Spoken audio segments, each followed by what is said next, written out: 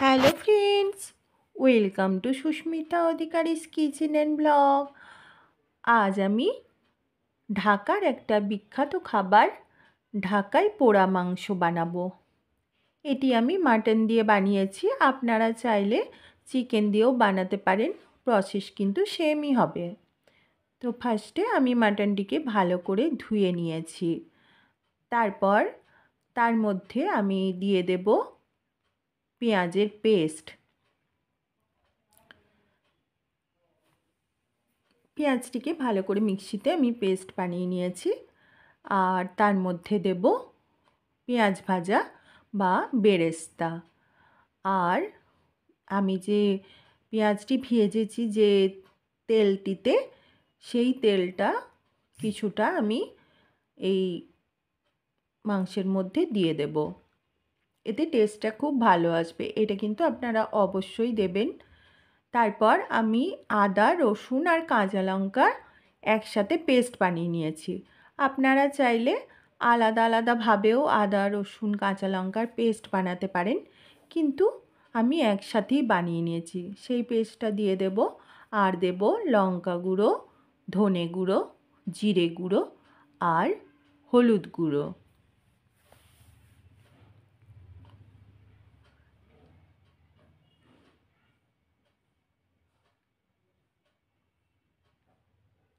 তারপর তার মধ্যে দেব পরিমাণ মতো লবণ, দিয়ে দেব টক দই। আপনারা মাটন যে পরিমাণে নেবেন সেই পরিমাণে ব্যবহার করবেন। দিয়ে দেব দুটো তেজপাতা, আর একটু কাঁচা সর্ষের তেলও আমি এর মধ্যে দিয়ে দেব। তারপর মাটনটিকে ম্যারিনেট করে আমি সারা রাত ম্যারিনেট করে রেখে দিয়েছিলাম ফ্রিজের মধ্যে। তারপর সকালে কিন্তু ফ্রিজ থেকে বের করে আবার রেখে দিতে হবে, না হলে শক্ত হয়ে যাবে। অনেকক্ষণ বের করে রেখে দিয়ে তারপর সেটা কড়াইয়ের মধ্যে দিয়ে দেব। আমার হাতে যেহেতু টাইম ছিল এবং এটা বানাবো বলে আমি ঠিক করেছিলাম, সেই জন্য আমি আগের দিন রাত থেকেই ম্যারিনেট করে রেখে দিয়েছিলাম।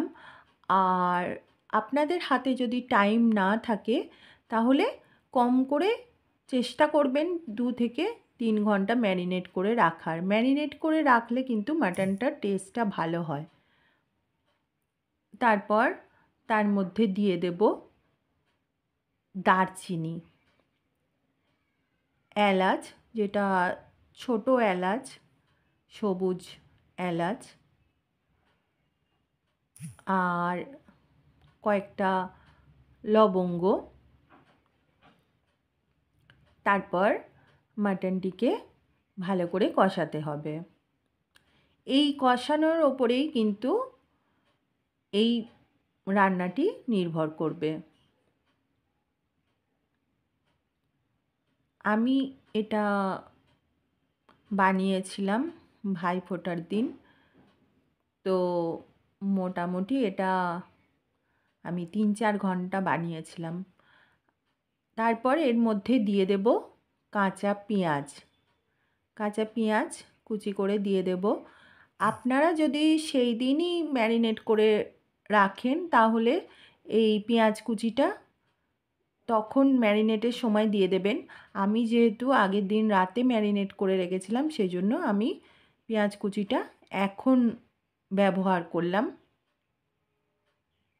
কারণ ফ্রিজে কাঁচা পেঁয়াজটা রাখলে ঠিক খেতে ঠিক লাগবে না, সেই জন্য আমি এটা এখন দিলাম, এই পর্যায়ে দিলাম। কিন্তু বারবারই বলছি, আপনারা যদি সেই দিন ম্যারিনেট করেন তাহলে কিন্তু ম্যারিনেটের সময়ই কাঁচা পেঁয়াজটা দিয়ে দেবেন। তারপর কাঁচা পেঁয়াজটা দিয়েও ভালো করে কষাতে থাকতে হবে। আমার চ্যানেলে কিন্তু বহু রকমের মাটনের রেসিপি দেওয়া আছে। আপনারা যে কোনো ধরনের মাটনের রেসিপি খুঁজলে আমার চ্যানেলে পেয়ে যাবেন। অনেক নতুন নতুন মাটনের রেসিপি দেওয়া আছে। আমরা যেহেতু চিকেন খাই না, তো আমি মাটন দিয়ে অনেক ধরনের রেসিপি বানানোর চেষ্টা করি।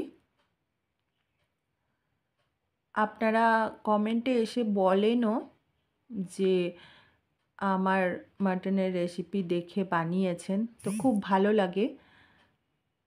একটু কমেন্ট করলে আমরাও একটু ভালো লাগে যে হ্যাঁ, আমার রান্না দেখে কেউ রান্না করছে বা কেউ বানাচ্ছে বা কারো ভালো লাগছে। তারপর এই রান্নাটিতে আরও আমি কিছু মশলা ইউজ করব। রাঁধুনি এটার স্পেশাল ইনগ্রিডিয়েন্টস, যেটা মাটনে কোনো দিন কোনো কিছুতে ইউজ করা হয় না, কিন্তু এই রান্নাটিতে ইউজ করতে হয়। গোটা জিরে, জায়ফল, শুকনো লঙ্কা, জয়িত্রী, এলাচ, লবঙ্গ, দারচিনি আর বড় এলাচ। আর আমার কাছে গোটা গোলমরিচ ছিল না, তাই আমি এখানে গোলমরিচ গুঁড়ো নিয়েছি। আপনাদের কাছে যদি গোটা গোলমরিচ থাকে তাহলে গোটা গোলমরিচই দেবেন। তারপর এই সমস্ত মশলাগুলিকে, এই জায়ফল, জয়িত্রী, বড় এলাচ, দারচিনি, ছোট এলাচ, শুকনো লঙ্কা, লবঙ্গ, গোটা জিরে,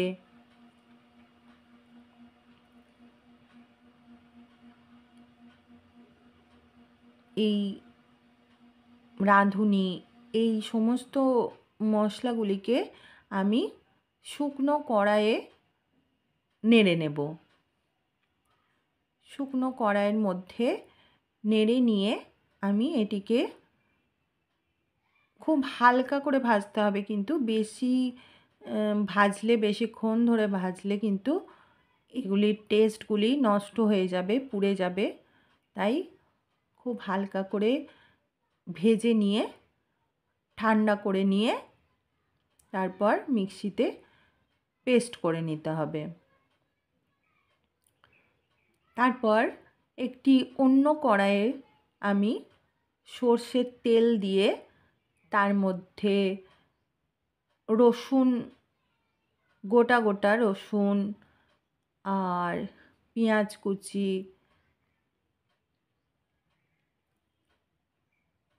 এগুলি দিয়ে একটু ভেজে নেব। ওইদিকে মাটনটি অন্য গ্যাসে আমার কষানো হচ্ছে। ওটা যেহেতু কম আছে, আস্তে আস্তে কষাতে হবে,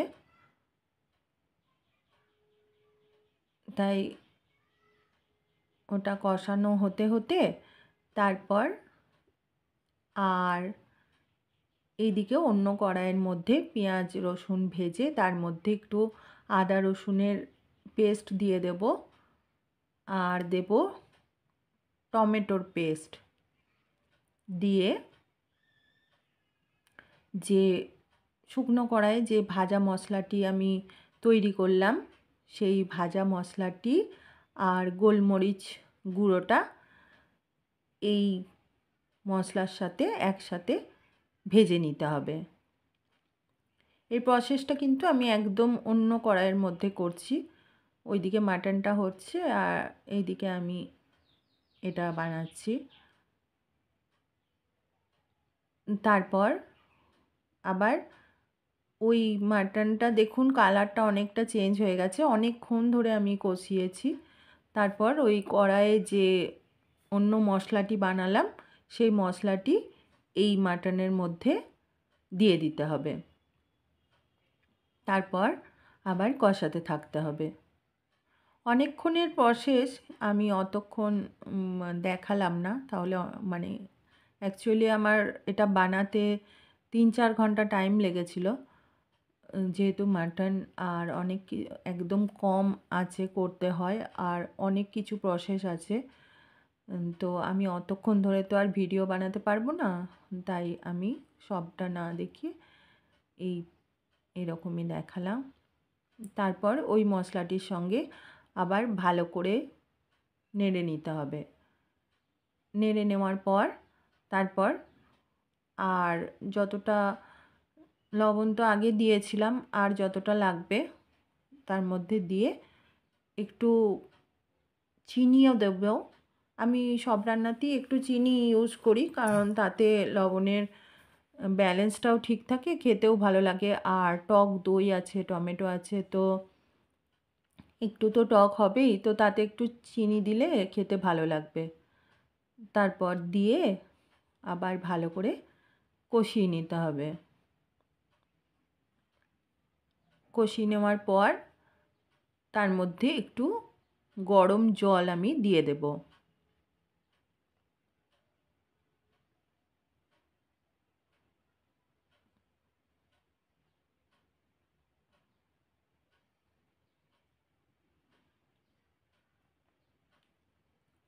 দেখুন কত সুন্দর কালারটা এসছে, আর খেতেও কিন্তু অসাধারণ হবে, একদম অন্য রকমের, বেশ একটা পোড়া পোড়া সেন্ট ছাড়বে, আর রাঁধুনিটা দেওয়ার জন্য একদম অন্য রকমের খেতে হয়েছে। আপনারা একবার বাড়িতে বানিয়ে দেখবেন এইভাবে। তারপর যখন মাটনটি সিদ্ধ হয়ে যাবে এবং জলটা এরকম শুকিয়ে আসবে, একদম এটা শুকনো শুকনো বানাতে হয়, যেহেতু নাম হচ্ছে ঢাকাই পোড়া মাংস, তো একদমই মানে জলটা শুকিয়ে নিতে হবে।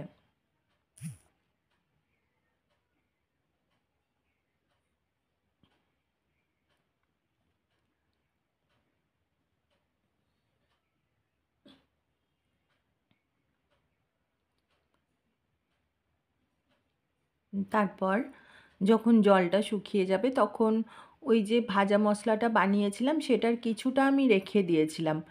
এই যখন মাটনটা একদম হয়ে যাবে, তখন লাস্টে ওই মশলাটার কিছুটা আমি দিয়ে দেব, তাতে সেন্টটা ভালো আসবে।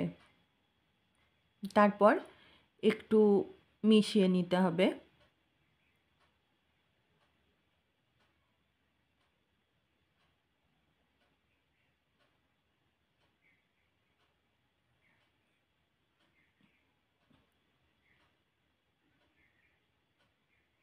আপনারা কমেন্টে জানাবেন যে কালারটা কেমন লাগলো, এবং বানিয়ে আমাকে অবশ্যই জানাবেন।